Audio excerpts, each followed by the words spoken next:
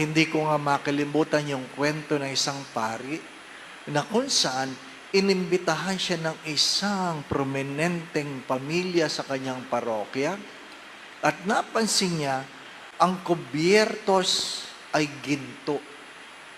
Ano po? Nakakain na ako ng ganon. Ng kubyertos ay ginto. Ha? Ginto ang kutsarita, lahat ginto. Kulang na lang pinggan, ginto. Ano po? Ninenervyos ka, baka ang pagkain, ginto. Hindi po ba? Ano? Ha? Ay sabi ko, ganong kayaman ito. O kaya naman ay talagang pinapakita lang nila ang kanyang yaman. Well, ang kwento ni Father, pagkatapos ng kainan, nagpaalam, umuwi, at nang hinuhugasan na, kulang ng kutsaritang ginto. Kulang yung kutsarita.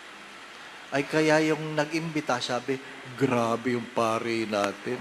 Nag-uwi ng kutsarita. Ano po? Ha? At yun na naging chismis. Huwag niyong iimbitahin niya si Father, nag-uwi ng kutsarita. Ano po? Ha? Ikinalat. Ano po? Tahimik lang si Father. After 1 year, inimbitahan uli si Father. Pero napansin ni Father, hindi nagginto yung kubyertos.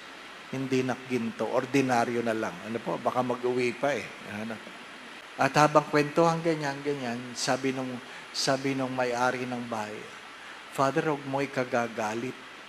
Nung kumain ka sa amin, kulang ng kutsarita. Alam na ni Father yung chismis. Sabi daw ni Father, nakita niyo na ho yung kutsarita. Sabi niya, hindi po, Father. Huwag kayong magagalit. Alam namin, inuwi mo eh. Diba? Sabi ni Father, alam po ninyo, isiningit ko po sa Biblia na nandun sa sala. Isiningit ko po. At tumayo sila, pinuntahan nila yung Biblia, nakasingit yung kutsarita sa Biblia. Ang sabi lang ni Father, kung binabasa niyo po yan, nakita niyo ho ang kutsarita.